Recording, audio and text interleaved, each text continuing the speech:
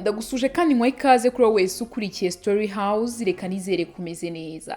Hanyuma rero muribuka neza ko mu nkuru ubushize nigeze kubabwira ukuntu abafana ba Diamond bari basabye ko yagirira ikigongwe papa we, ariko muri aka kanya noneho ngarutse kukubwira amagambo nyina wa Diamond yavuze ko uwiyita se w'umuhungu we atari we bamubyaranye. Nibyo koko se w'umwana amenywa na nyina umubyara, ibintu we waba ubyizera? Ese ubundi nibyo koko ushobora gukura uzi ko abakurera ari ababyeyi bawe ukazamenya ukuri ushaje kuko abakwibarutse babiguhishe, yewe ushobora no kuzarinda upfa utamenye ukuri. Muri Tanzania benshi bari bazi ko umuzehe Abdul Juma ari se wa Diamond Platnumz, gusa nyina yemeje ko nubwo abantu bazi ko ari se wa Diamond atari se umubyara wa nyawe. Nyuma y'iminsi myinshi ishize Abdul Juma uzwi nka se wa Diamond w'icyamamare ukomoka muri Tanzania Diamond Platnumz ndetse bahora bashyiditse, uyu mubyeyi amushinja kutamwitaho. Nyina wa Diamond yavuze ko uyu musaza atari se w'umwana we.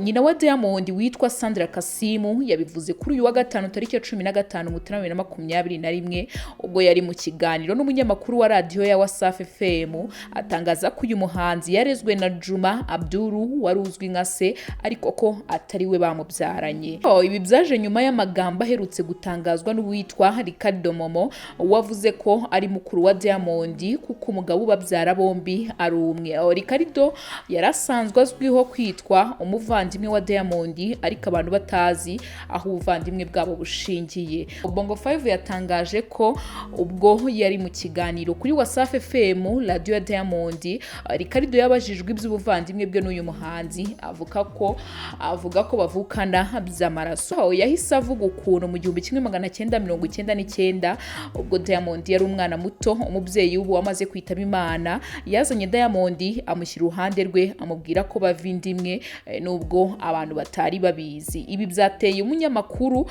guhamagara nyina wa Diamond uzwi ku izina rya Mama Dangote cyangwa se Sandra Kasimu amubaza isano riri hagati ya Ricardo na Diamond.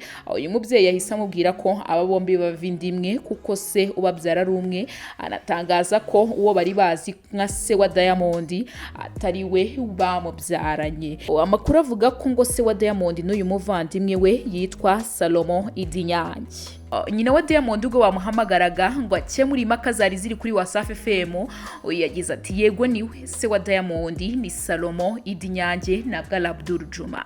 Mu myaka yatambutse hagiye havugwa inkuru zibasira umuhanzi Diamond, abantu bamushinja kutita ku mubyeyi we, ariko uyu muhanzi yakunze kubirenza ingohe aho yavugaga ko uyu musaza yabataye bakiri bato ndetse ko atigeze yita kuri nyina ndetse n'umuryango muri rusange. Abdul Juma yaramaze imyaka myinshi atarebana neza n'umuhungu we Diamond Platnumz. Ibibazo byabo byatangiye kuva ku munsi wa mbere akigirana amakimbirane na nyina mu myaka irenga 15 ishize. Gusa Abdul Juma yiyunze na Queen Darlene nawe bivugwa ko atari uwe, nyuma y'igihe kinini cyari gishize umwe atareba undi irihumye. Icyo gihe bagirana ibibazo byaturutse ku magambo uyu mukobwa yatangaje yemeza ko Juma atamufata nk'umubyeyi we. Ibi ni nako byari bimeze kuri Diamond. Sandra Kasimu n'abana be bataye Abdul Juma bajyana na nyina kuba ahabo nyine mu mujyi wa Dar es Salaam. Uko bari batatu bashingiwe ubucuruzi na Diamond mu gihe se yicira isazi mu jisho. Kuri ubu nyina wa Diamond wamaze kwishumbusha undi mugabo babana kugeza amaginga ya, abantu bakomeje kuvuga ko ari gakondo ngo ko na nyina mu gihe ameze gutyo ngo ari umwana we Diamond naho yatandukanira na nyina ngo bose ari bamwe. Witwa Jack we yagize ati ndumva guterana mada ari karande mu muryango wabo.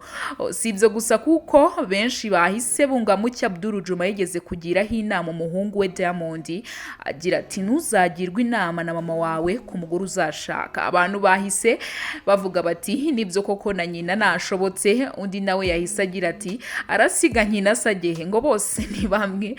Ngayo nguko rero ibyakekwaga ko Diamond yaba yarirengagije se burya sise umubyara nubwo bataga akwiye kumureka ngo yandagare nk'umubyeyi basi wamubereye mu mwanya w'umubyeyi we. Ibyo abantu bagarutseho cyane bavuga ngo uko umuntu afasha umuntu atazi yaragakwiye nawe gufasha uwazi, noneho akarusho ufatwa nk'umubyeyi we muri sosiyete. Iyi ni Story House, kanda subscribe ujye ukomeza kubona amakuru agiye atandukanye ku gihe. Ngende Diane Mahirwe, mukomeze kugira ibihe byiza.